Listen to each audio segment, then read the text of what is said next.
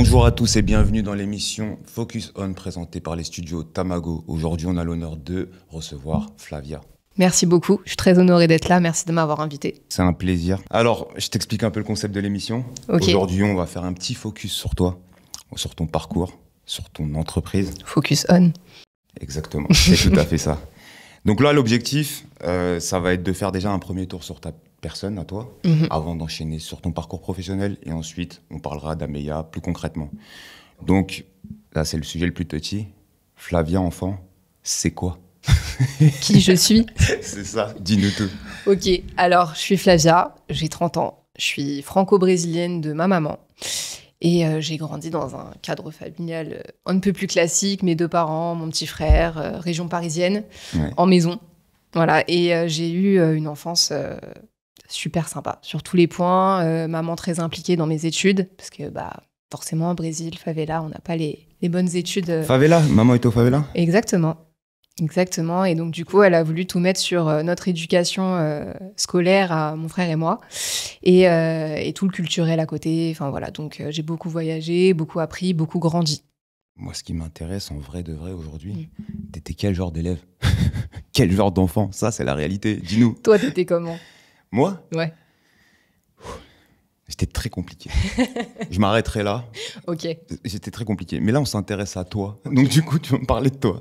Dis-moi. Moi, j'étais au milieu. En fait, j'étais ni très introvertie, ni très extravertie à faire un milliard de bêtises. J'étais vraiment au milieu, c'est-à-dire que j'étais studieuse. Et à côté de ça, j'avais mes potes à la récré. Tout était cool. Franchement, j'ai eu une bonne enfance à l'école. C'est bon, je viens de capter. T'es celle que je déteste. Celle qui fait les conneries, mais qui prend pas et qui a des bonnes notes. Tout se passe bien. Je suis une escroc, c'est ça? Un peu. C'est comme ça que je le vois. Ok, ça m'intéresse. Du coup, maintenant, je vais te poser une autre question qu'on attend tous. C'est, est-ce que tu avais des métiers en tête? À cet âge-là, déjà, hein, je parle déjà bien petite, des métiers de rêve. Tu sais, on a tous ça en tête. Ouais, en vrai, j'étais très rêveuse. Et j'avais une tonne de métiers. Et je voulais être chorégraphe, je voulais être styliste, je voulais être connue, je voulais être chanteuse. Franchement, je les ai tous eus. Et voilà, après, on grandit et on a la réalité en pleine face. C'est autre chose. Et quand tu arrives à l'adolescence, à l'âge adulte, il n'y a pas quelque chose qui se précise dans ton esprit? Si, complètement. En fait, j'ai grandi avec une maman styliste, un papa dans le business. Et en fait, j'ai voulu suivre un peu ma mère sur le lycée, faire des études d'art et puis pousser dans le stylisme. Sauf que les écoles, c'est très fermé, c'est sur dossier.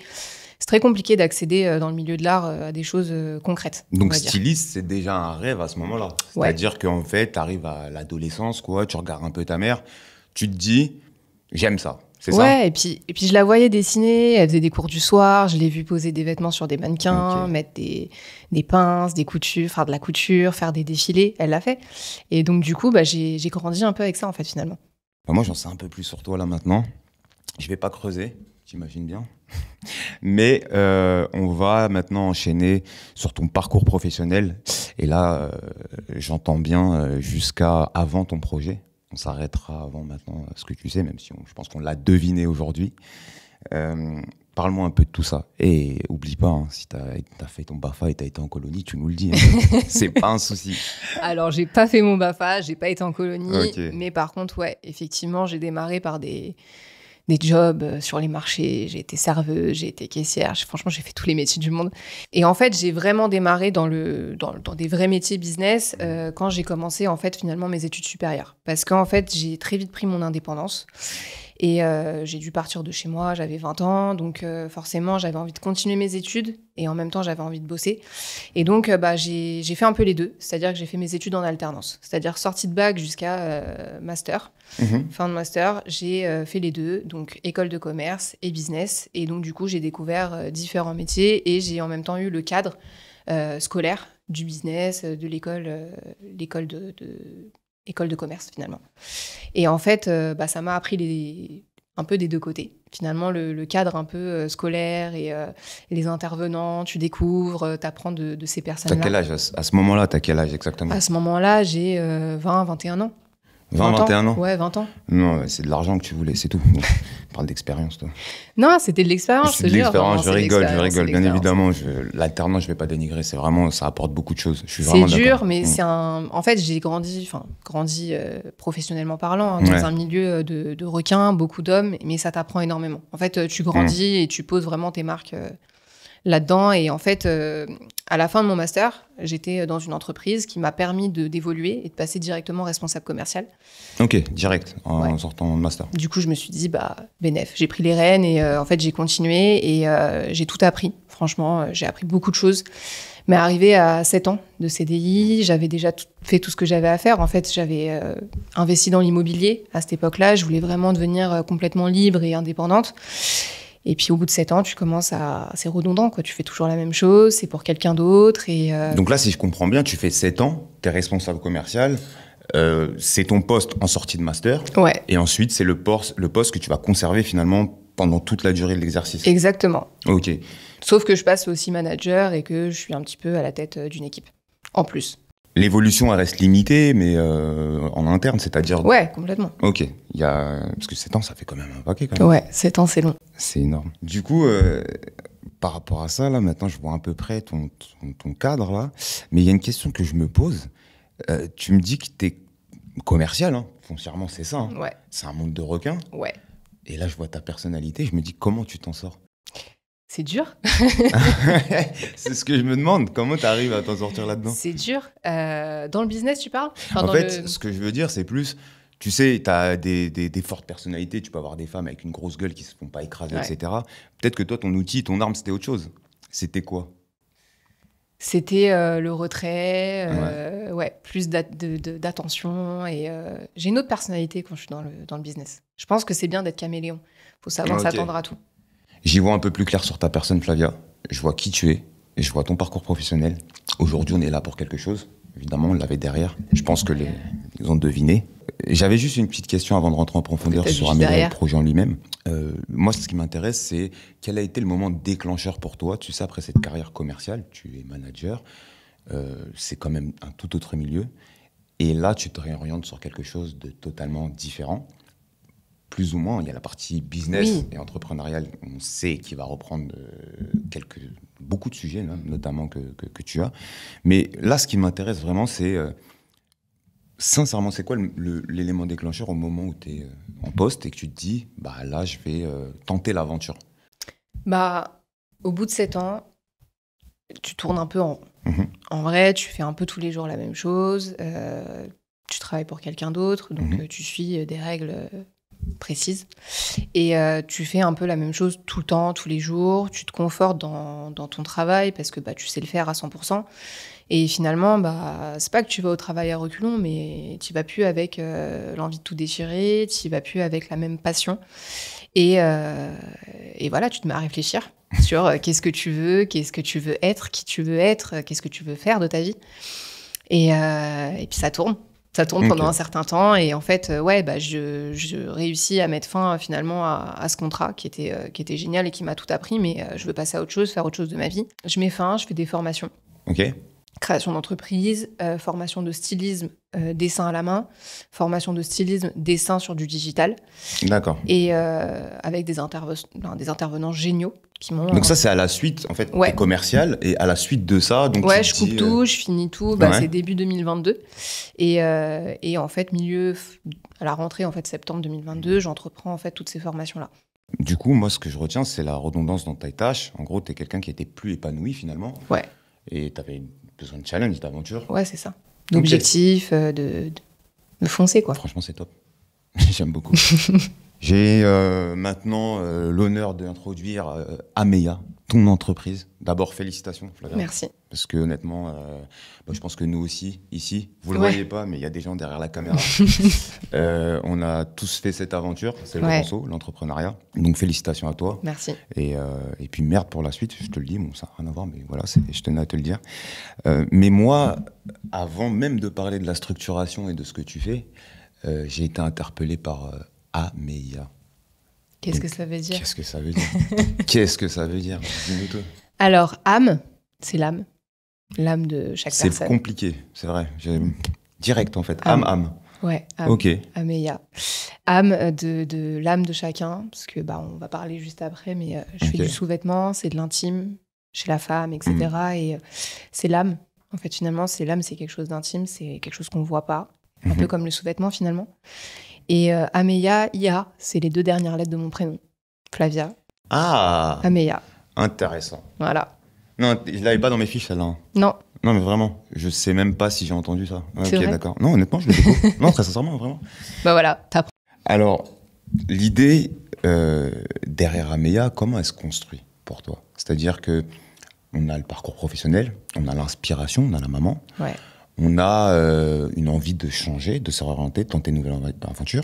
On a un nom qu'on a expliqué, Ameya, mais foncièrement, et dans ce projet-là, comment il se construit, comment se réfléchit cette idée, et n'hésite pas à me parler même du départ, parce que tu sais, tu fais ta formation de styliste, tu te mets à dessiner, mais moi, je me mets à ta place, et je me pose des questions, hein, c'est un peu pour ceux qui vont nous écouter, c'est se dire, est-ce que quand on est styliste, on est obligé de se former tout de suite à se dire, moi je fais du sous-vêtement, l'autre il fait du kawaii, l'autre il fait du pantalon, j'y connais rien, mais je te demande, honnêtement, est-ce que c'est lié Explique-moi ça. J'ai besoin de savoir. Je vais t'expliquer. Merci beaucoup. Pour reprendre un peu depuis le départ, pourquoi la lingerie? Quel est le cœur en fait finalement de Ameya? En fait, on va retourner dans mon enfance. Quand j'avais 10 ans, ma maman elle a eu un cancer du sein. Et en fait, à cette époque-là, je réalisais pas réellement la dureté de la maladie, toutes les difficultés liées derrière à la maladie. En tant que femme, comment tu t'en remets en fait finalement? Et c'est après que tu te rends compte de ça, quand tu grandis, et quand on en parle, ce que tu vois sur les réseaux sociaux, quand on en discute finalement en famille. Et en fait, à l'époque, ma mère, elle avait énormément de difficultés à trouver des sous-vêtements. Il y a toute cette reconstruction finalement derrière. Elle a jamais refait en fait son ablation. Elle a une ablation au sein, elle a jamais refait son sein. Et en fait, je trouve ça génial parce qu'elle l'assume. Elle l'assume pleinement, sauf qu'aujourd'hui, en fait, trouver des sous-vêtements qui sont adaptés, c'est super compliqué. Super compliqué, donc aujourd'hui, c'est un peu le cœur de pourquoi je fais ça aujourd'hui. Aujourd'hui, je fais du sous-vêtement classique parce que pour se lancer, c'est compliqué. Donc, tu es obligé de passer par des phases où ça s'adapte auprès de tout le monde. Donc, je me lance. Mais effectivement, j'ai des idées futures pour s'adapter à tout le monde, aux femmes aux petites poitrines, grosses poitrines, on y viendra, justement. Monopoitrine. Ouais, totalement. Voilà. Ça m'intéresse, justement. Je voulais t'en parler. Mais du coup, c'est ta mère, en fait, là, qui vient avec cette histoire. Pour moi, je serais traumatisant. Je ne saurais même pas comment le vivre. Je te le dis tout de suite. Hein. Ma mère, il lui arrive un truc. Ça y est, moi, je suis fini. Hein. Mais du coup, voilà, toi, tu vis très jeune quelque chose. Tu te sensibilises à ça. Après, je pense que aussi, tu es une femme, donc tu commences à comprendre ce côté entre la poitrine de cette femme. Toi aussi, exactement. J'imagine. Je sais pas comment le dire, je suis gêné, moi. T'as vu, c'est compliqué. T'as peur de dire le mauvais truc, tu vois. Mais en fait, là, derrière ça, du coup, toi, tu te dis, c'est le sous-vêtement. Je suis styliste, mais c'est le sous-vêtement ça vient de là, quoi. C'est ancré là-dedans. Ouais. Okay. En fait, la mode, ça a toujours été, comme je t'ai dit. Le vêtement, c'est quelque chose de classique. On voit beaucoup d'entreprises de vêtements aujourd'hui. Ouais. Alors, de sous-vêtements aussi, bien évidemment, mais j'ai ce petit plus avec le sous-vêtement. C'est un rapport à l'intime. La clientèle, elle va te poser des questions plus intimes. Tu as une relation qui est différente avec la clientèle. C'est pas juste du vêtement, tu viens, tu vends, et voilà. Il y a toute une histoire derrière, et je trouve qu'il y a plus de relationnel aussi avec les femmes qui peuvent venir me parler, les hommes aussi, bien sûr. Mais voilà. Mais ça, c'est la relation commerciale. En fait, ça veut dire que toi, tu pars dans le côté styliste, mais tu entrevois déjà les bienfaits en fait, en commercial que tu vas avoir. Je lis tout, en fait. Ok, tout d'accord. Est lié. Ah non, c'est top. En vrai, il y a vraiment quelque chose. C'est exactement ça. J'arrive bien à comprendre. Ok. Là, en fait, si tu veux bien, on va commencer à parler de clairement ta marque, ce qu'elle fait aujourd'hui. Donc, Ameya... comme on dit, c'est du prêt-à-porter. Non, c'est pas du prêt-à-porter. Ouais, si, ça fait partie du prêt-à-porter. Ça fait partie, c'est du sous-vêtement, mais ça fait partie du prêt-à-porter. Ok. Donc, Ameya est une entreprise spécialisée dans le prêt-à-porter et spécifiquement, là, on le voit derrière, le sous-vêtement. Exactement. Ok. J'ai pas une sorte de connerie, j'allais enchaîner avec de la dentelle, ceci, cela. Non, pas du tout. Je vais te laisser parler de tout ça parce que moi, j'y connais rien. Mais voilà, en gros, t'es styliste dans cette nouvelle aventure et tu te dis, pour l'histoire que tu nous as racontée, je vais faire du sous-vêtement. Et ensuite, quand on se dit je fais du sous-vêtement, moi je te parle en tant qu'entrepreneur aujourd'hui, il y a forcément un positionnement, même dans le monde du prêt-à-porter et du sous-vêtement. Ouais. Enfin, je crois. un boxeur, un tanga ou un body, c'est pas pareil, quoi. Exactement. Ah, ok, d'accord. Je te laisse nous expliquer, toi, ton positionnement aujourd'hui que tu as choisi. Et après, parle-nous un peu de tes pièces pour qu'on y voit complètement un peu plus de choses. Alors, je reviens en même temps sur la question que tu m'as posée, parce qu'effectivement, tu me demandais si on pouvait faire des formations sur l'ensemble des vêtements et spécialisées dans le sous-vêtement. En fait, tu peux faire les deux. Ce qu'on t'apprend en stylisme, c'est finalement la colorimétrie, donc comment assembler finalement les couleurs, les matières, comment créer un patron. Donc, que tu crées un patron de jupe, de pantalon ou de soutien-gorge, finalement, c'est des patrons différents, mais tu apprends à les construire. C'est le même format. On t'apprend à mettre les textures. Enfin, il y a tout un process finalement, mais c'est pas lié que aux sous-vêtements. C'est-à-dire que tu fais le prêt-à-porter global, et puis après, tu te spécifies si toi, t'en as envie, finalement. Ok, donc ça veut dire que là, les patrons Enfin, là, tu me parles de tes patrons, tu les as réalisés dès le départ, ça vient en début de projet. Ouais, c'est ça, dans les formations. Après, aujourd'hui, moi, je délaye un peu, parce que... Sinon, j'ai tous les métiers du monde en même temps et ça, c'est très compliqué. D'accord. Donc, moi, je recherche le tissu, la dentelle. Je dessine. Je crée, en fait, les dessins, les types de modèles que je veux, les couleurs, ce que je veux apporter en plus, etc. Et après, je travaille avec un atelier de production qui est au Portugal. Et en fait, on discute de tout ça et eux me créent en fait les dessins techniques. Donc là, c'est plus technique, c'est avec des mesures particulières. Et eux, ils me renvoient ça et on travaille ensemble dessus. Ah, d'accord. Donc tu les as rencontrés aussi, j'imagine. Bien sûr, je suis allée au Portugal les rencontrer. Ok, d'accord. Donc tu les as rencontrés, donc c'est des équipes professionnelles, etc., dédiées à ça. Et maintenant, tu peux travailler même en distanciel sur de la production. Complètement. C'est top ça quand même. Ouais. Donc, il y a cet entrepôt au Portugal avec qui est en liaison. Exactement. Tu lui envoies tes dessins et lui réalise. Ça, j'ai compris, c'est ça? Ouais, exactement. Okay. Qu'est-ce qu'il réalise? La technique, les prototypes, les dessins à plat. Ok. Voilà, que lui m'envoie, on les valide, les mesures, etc. etc. Une fois que c'est validé, il me faut un premier jet de prototype. Donc, il m'envoie le Donc, projet final. Donc, il y a d'abord une réalisation de dessin avant un premier prototype sur tissu. Ok, d'accord, nickel. Avec mon dessin croquis que j'ai dessiné. Eux, ils font un dessin technique, ce qu'on appelle technique, avec des mesures particulières. Et ensuite, une fois qu'on a validé ça sur plusieurs allers-retours, ils m'envoient un projet final. Donc, comme tu peux voir juste derrière. Ça, c'est un prototype. Mais c'est un des prototypes finaux. Donc, en fait, d'abord, tu échanges, tu valides les prototypes, tu fais des modifications, et ainsi de suite. Et ensuite, tu as le prototype final. Et ça porte un nom. Je suis très chiant, mais moi, ça a des spécificités, ça a un nom, ça. C'est quoi? Alors que ça veut dire, ça se trouve, c'est soutif, culotte en dentelle. Et c'est tout. C'est ça? C'est pas ça? Non, alors tu vois, par exemple, celui-ci, c'est un triangle. Je sais pas si tu vois la forme. C'est un triangle. Revenons à ce qu'on disait par rapport à cet entrepôt au Portugal. Non, sérieusement, c'est un triangle, c'est ça? C'est un triangle. Juste pour sa forme au niveau de la poitrine? Exactement. Ok, d'accord. Et ça, c'est un string taille haute. Ok, d'accord. Ok, je comprends. Voilà. Taille haute, il monte vraiment haut, quoi. Après, il y a le nombril, il est vraiment pas loin, quoi. Exactement, c'est comme les jeans taille haute. Là, c'est un string taille haute. Ok, très bien. Donc ça, c'est toi volontairement, c'est toi qui choisis ce style, etc. Ah oui, ok. Eux, ils viennent, au Portugal, on revient toujours sur c'est un entrepôt, c'est une usine, c'est le producteur, comment on appelle ça? Ouais, c'est ça, c'est une usine de production. Manufacture. Si tu préfères, Et eux, ils prennent pas d'initiative, finalement. Ils ont ton patron, tes guidelines, ta DA en tête, finalement, dans ton produit, ce que tu aspires.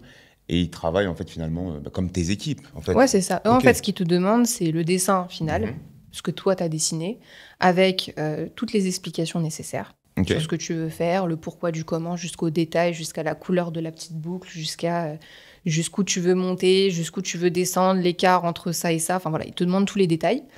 Et ils te demandent le tissu, les couleurs, ils te demandent tout. Et à partir de là, une fois qu'eux, ils ont toutes les infos, ils font.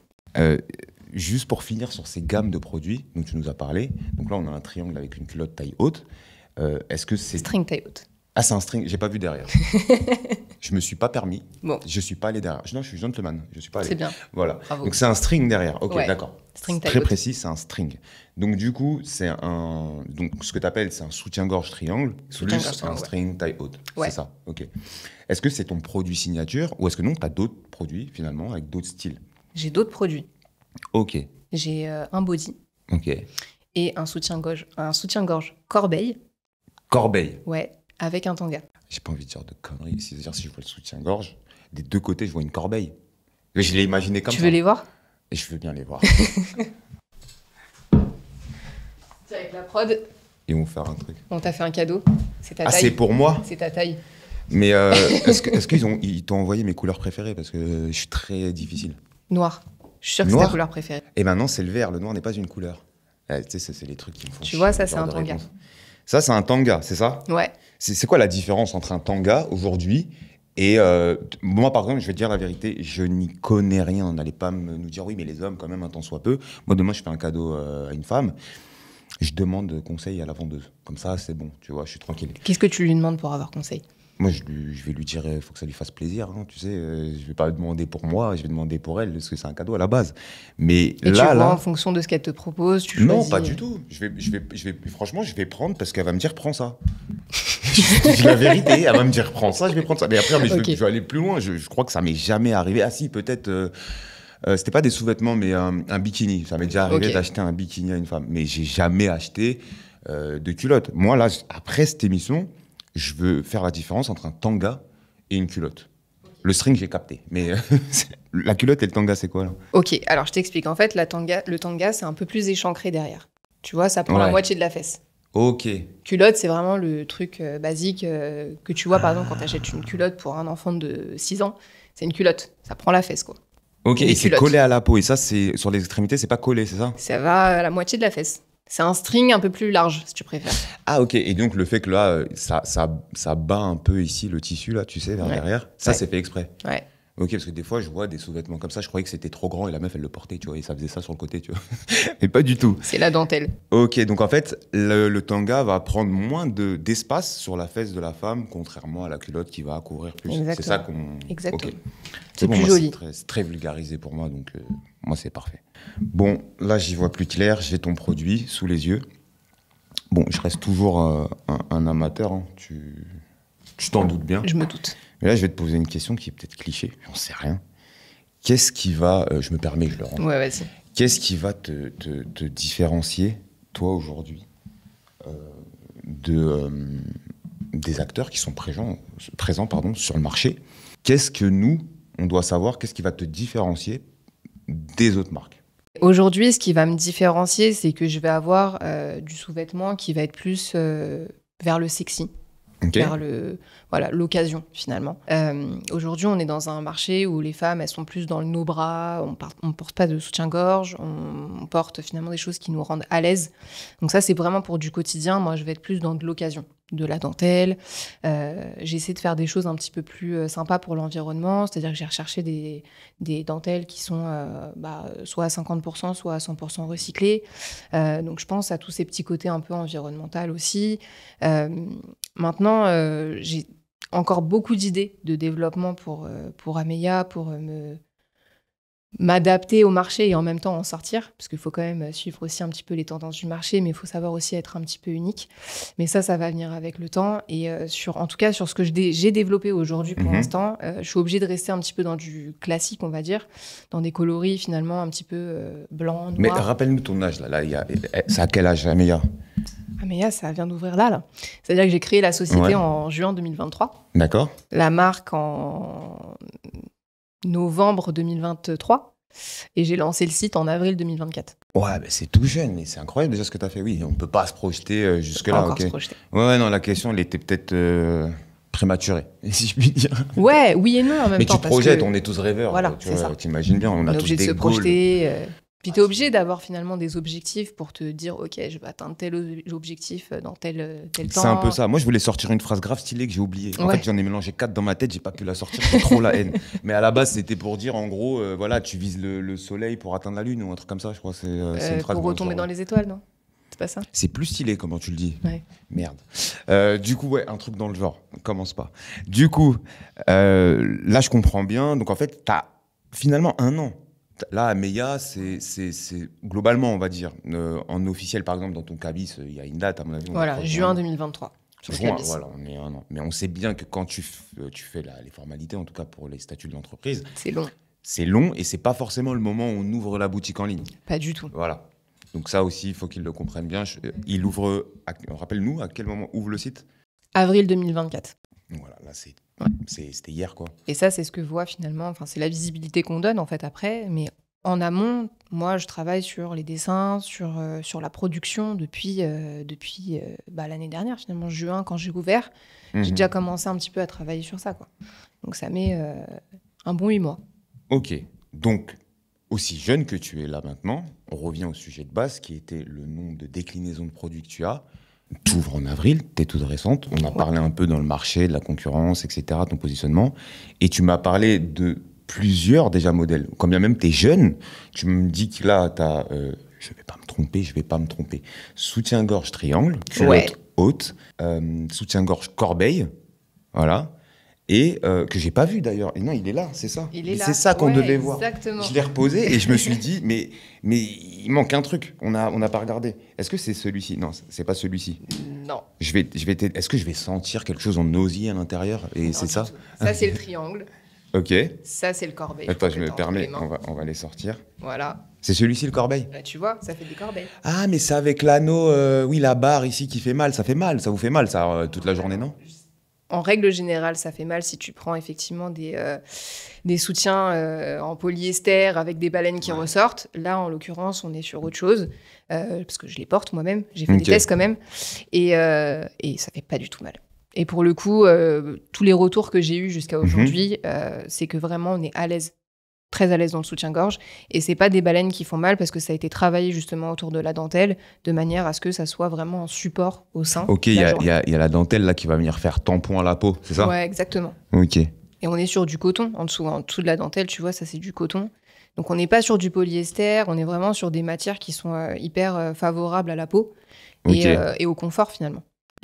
Et excuse-moi, moi je veux tout savoir. En fait, il y a le No Bra Club dont on a parlé là, qui est grave tendance en ce moment, et on peut le voir, les femmes portent de moins en moins, on va dire, de soutien-gorge aujourd'hui. Ça répond à ces femmes-là aussi, ce soutien-gorge? Alors, je prends ma propre personne, parce qu'il n'y a pas mieux comme modèle que de se prendre soi-même. Il y a des hauts qui se portent vraiment sans soutien-gorge aujourd'hui. Il y en a plein. Et même moi, il y en a certains que je porte sans. Mais il y a des hauts, tu peux pas. Tu peux pas, et tu es obligé de mettre des choses. Et en fait, l'idée que j'avais, c'est vraiment d'allier le confort et le côté vraiment sympathique, joli, parce que c'est hyper cool de porter un truc super joli sur soi. Donc, je me permets, c'est un kit type outfit. Moi, j'imagine, dans ce que tu me racontes, un haut hyper transparent, blanc, peut-être un peu ouvert. Complètement. Et derrière, tu vas caler là, le soutien-gorge et ça va styliser. Tu auras un truc noir en dentelle avec du blanc. Parce que je fais l'ancien, mais j'ai vu ça dans des...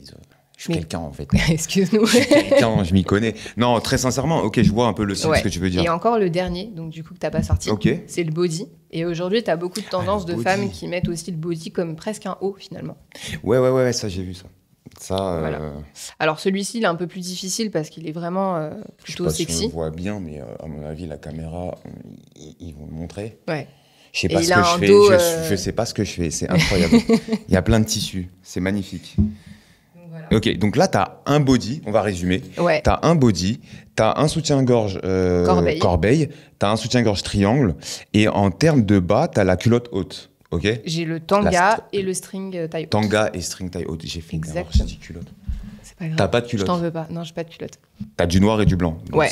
C'est une volonté, c'est ta DA ou à la base, non, je sais pas, ça s'est fait comme ça au départ? Alors, j'ai bien sûr pour objectif de sortir plein de coloris. Ouais.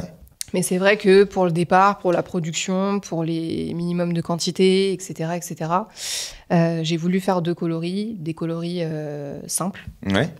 Blanc, noir, qui s'achètent et qui vont avec tout finalement. Et c'est vraiment dans un but de lancement et pour avoir aussi des basiques en dehors des coloris que je développerai plus tard. Donc en fait, ouais, là, comme on a vu, c'était très récent. Donc là, en avril, la boutique, elle se lance. Juin dernier, là, c'est là où tu formalises l'entreprise. Je pense que tu étais encore dans la formation. Entre juin et avril, tu dois être entre l'entrepôt, chez toi. C'est ça. Voilà, c'est le bordel, quoi, j'imagine. Ok, moi, ça me parle, en tout cas. J'aime beaucoup ce projet.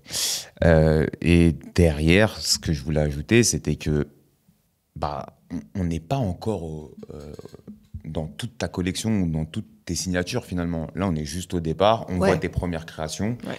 On voit un premier positionnement. Là, on voit que tu attaques sur de la dentelle.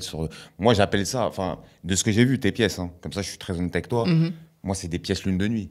Lune de miel. Lune de nuit. Je recommence. Pour moi, c'est des pièces lune de miel. Ouais. Et c'est je sais pas comment dire, c'est très détaillé, c'est de la dentelle. Honnêtement, toi, tu portes ça tous les jours parce que tu l'as étudié mais dans les mêmes gammes de dentelle, moi, je me faisais à l'idée que ça se porte difficilement la journée. Mais là, j'ai touché tes produits, en fait. Et quand je touche tes produits, tu sais, ces barres, ce côté un peu serré que tu as dans les produits en dentelle normalement, ben, ça fait un peu...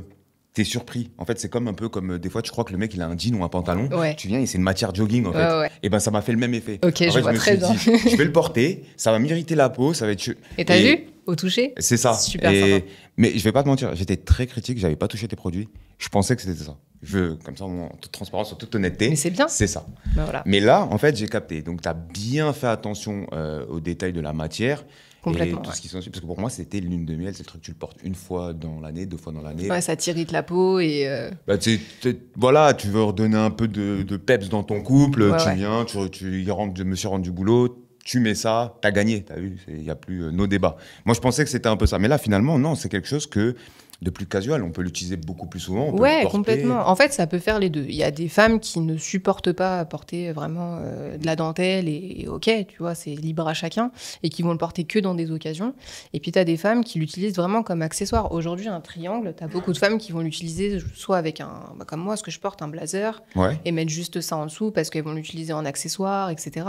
Et en fait, l'idée, c'est de conquérir vraiment tout type de femmes. Et de pouvoir le porter vraiment quand elles le veulent. Ça, c'est les fashion qui font des tenues comme ça. C'est sympa d'être fashion.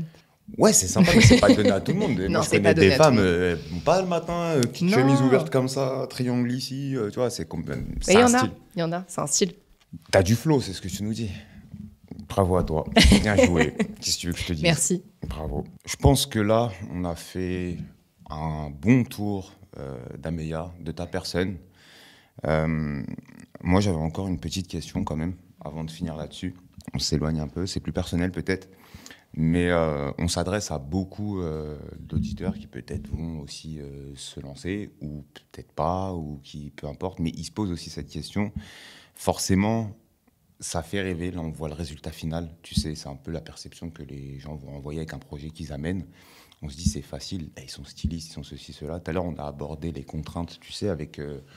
la manufacture, enfin l'entrepôt, etc. C'est pas si simple que ça. Donc c'est pour ça que là, ma question, ça va être pour toi, quel a été le plus gros défi finalement que tu as eu à relever? Si tu dois en citer un, ça serait lequel?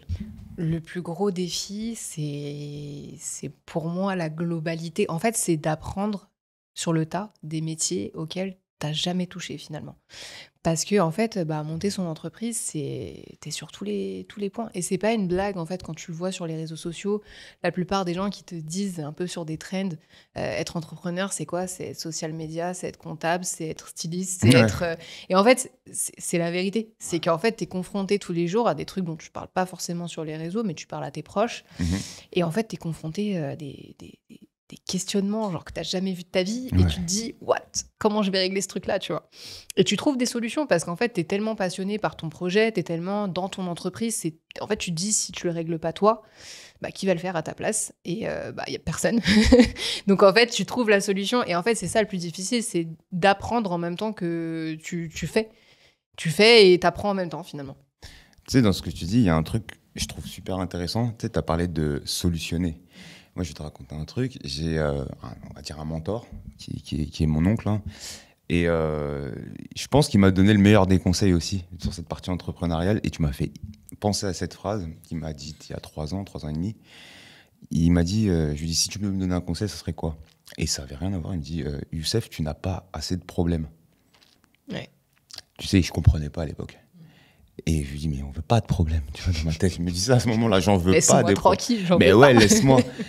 Et en fait, il faisait référence justement à cette nouvelle position que j'avais en fait. C'est-à-dire que maintenant, on est dirigeant, on est entrepreneur.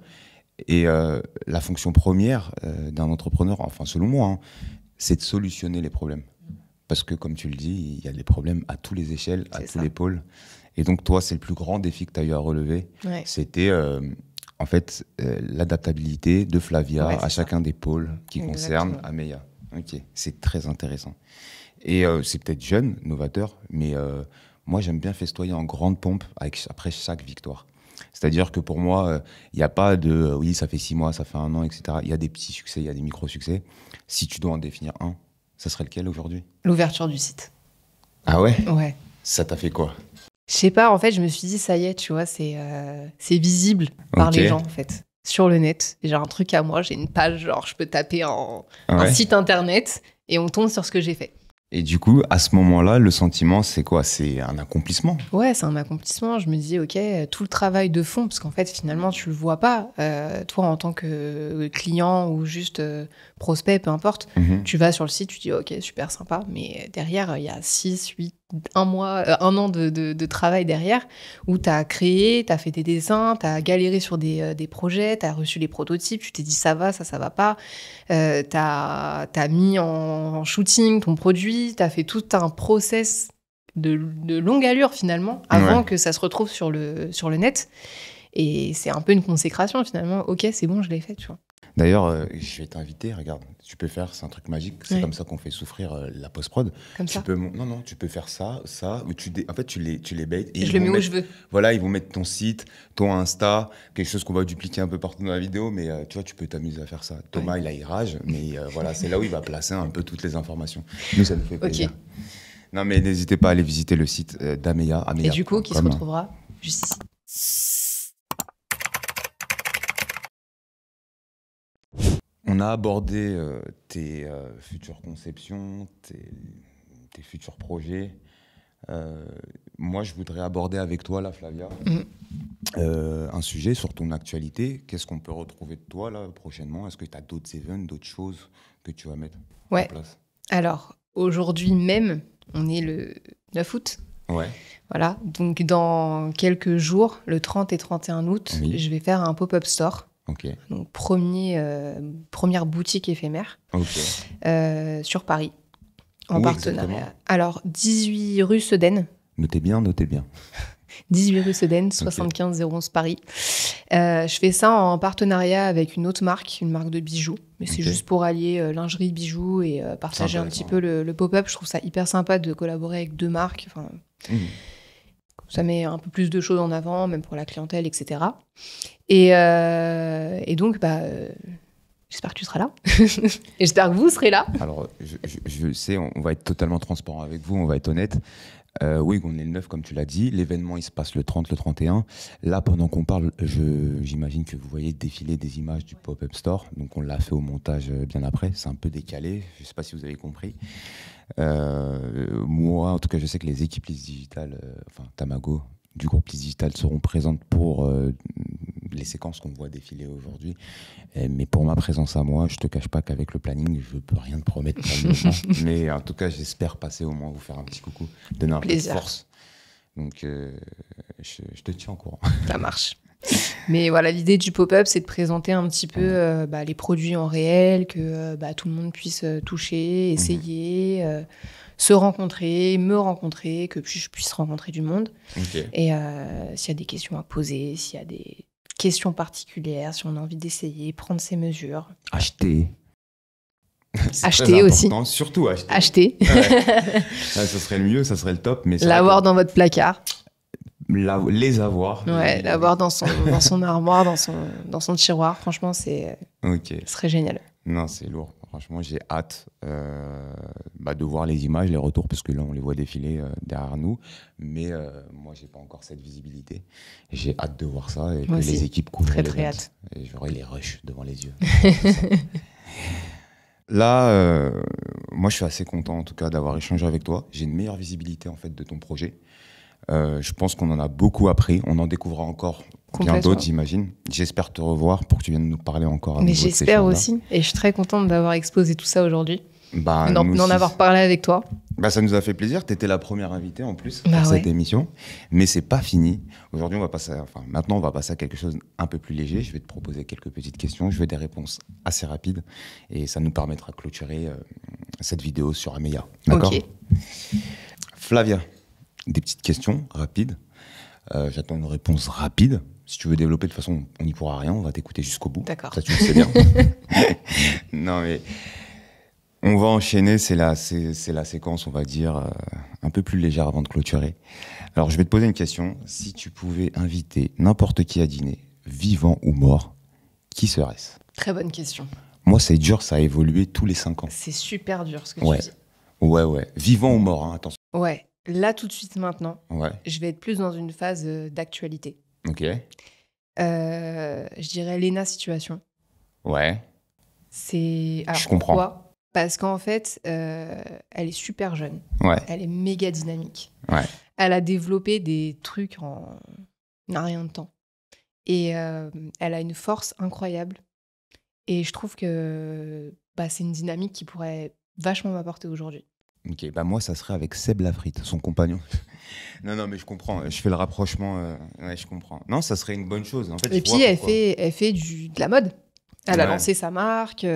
En dehors du fait qu'elle est hyper influenceuse et qu'elle est dans un monde d'influence et qu'elle fait des trucs super sympas et super cool sur les réseaux et que voilà, elle a aussi lancé sa marque. Et à côté de ça, elle est hyper... Tu sais, j'ai regardé un peu ses vlogs.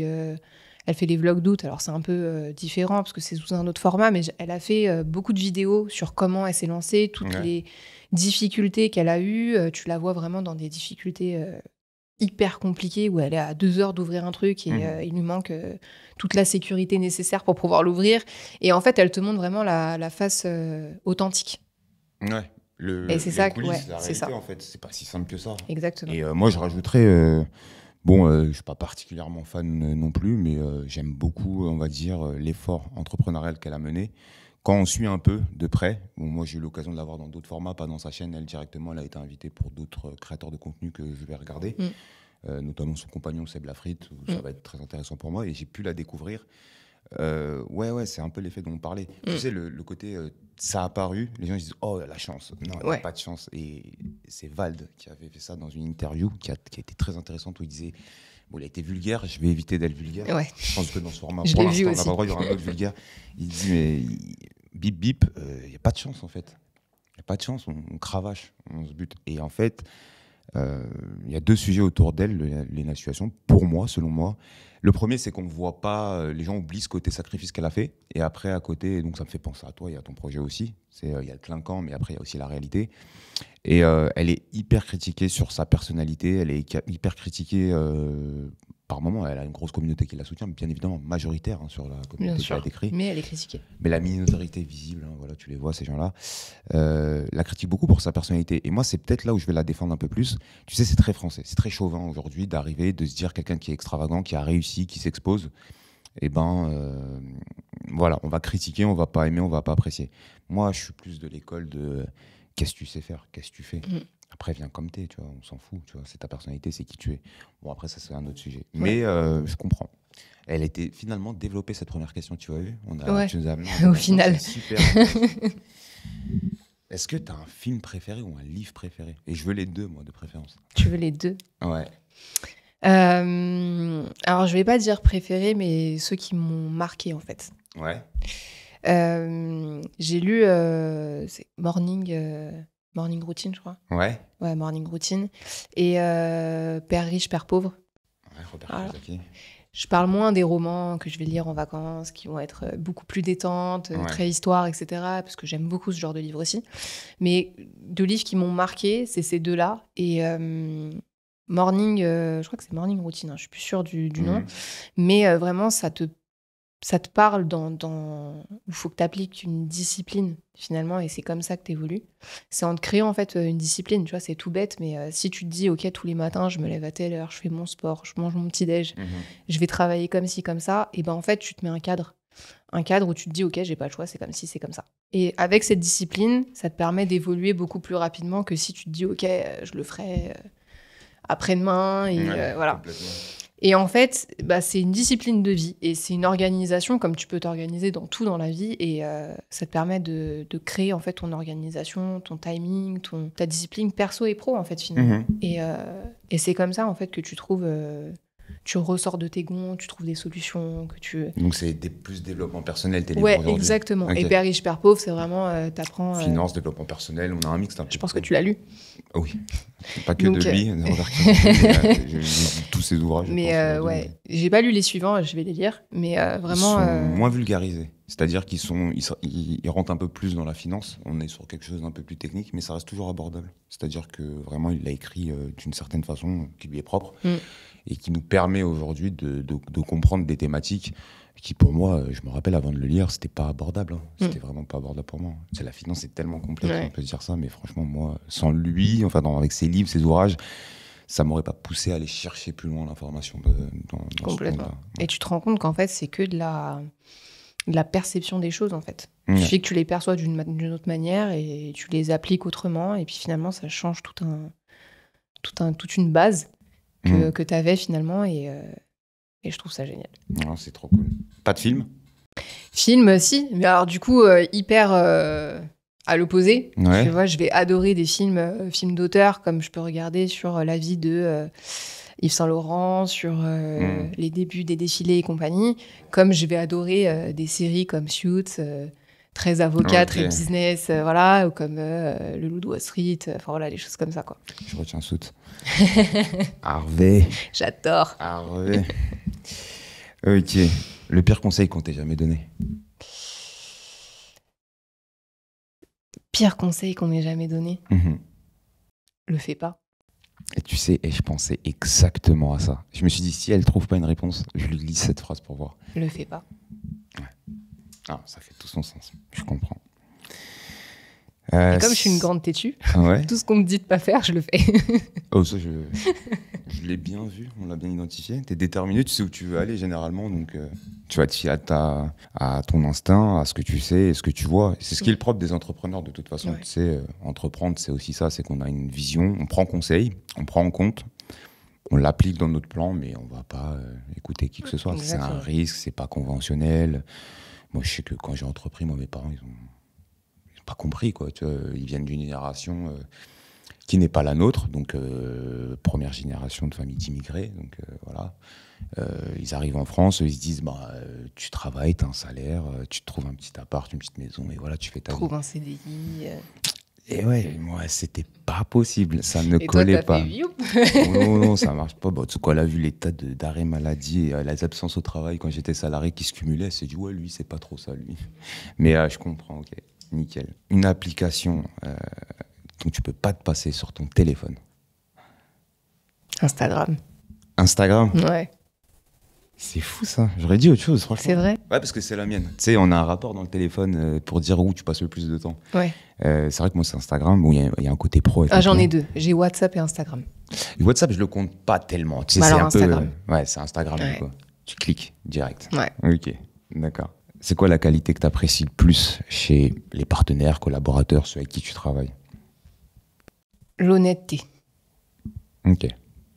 Je suis quelqu'un qui déteste vachement l'injustice. Ok.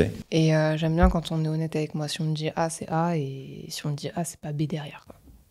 Okay. C'est toujours pareil. C'est les qualités chez un entrepreneur et on attend des choses en tant qu'entrepreneur. Ouais, exactement, ouais. Et du coup, ma dernière question, je pense la plus importante. Est-ce que Tamago, tu follow ? Bah ouais, je follow. On verra ça. Regarde ici. Pareil. On verra ton compte avec un screen, on va voir si tu follow. Merci à toi, Flavien, en tout cas, pour cette entrevue. Merci à toi. Ça m'a fait hyper plaisir de te recevoir. Tu es la première invitée de Focus On pour le studio Tamago. Très reconnaissante. Ça a été hyper limpide pour nous et ça s'est fait assez facilement de te choisir en premier. Et honnêtement, on n'est pas mécontents. Et franchement, ça a été un honneur. J'espère te revoir bientôt. Trop cool. Avec plaisir. N'hésitez pas à donner de la force un maximum sur les réseaux, Ameya. Ensuite, vous allez voir, ça va s'afficher à l'écran. Je vous demanderai aussi d'aller sur le site, de regarder un peu les produits sur ameyaparis.com. Et voilà, merci à tous. Merci encore à toi, Flavia. Merci aux équipes aussi. Moi, je le fais dès la première parce que je sais à quel point c'est dur. Je devais être derrière la caméra, je sais que tu le sais. On est très honnête ici, on ne veut pas se travestir, on veut rester comme on est. Je me retrouve ici avec toi dans l'émission. Je suis pas mécontent. Franchement, c'était un plaisir. Plaisir partagé. Et n'oubliez pas de follow Tamago. C'est très gentil, c'est vrai. Ça faut s'habituer à le faire. J'ai pas l'habitude. Ça va s'afficher là aussi. Non, mais moi, je suis un pitcher, certes, etc. Je sais parler à des entreprises, des entrepreneurs, etc. Ça, c'est un exercice qui pas difficile pour moi, mais en tout cas, dans cette première, de l'avoir fait avec toi, ça a été un honneur. Voilà tout. Plaisir partagé, honneur partagé. Je te laisse faire un truc que tu avais fait au début, le clap de fin.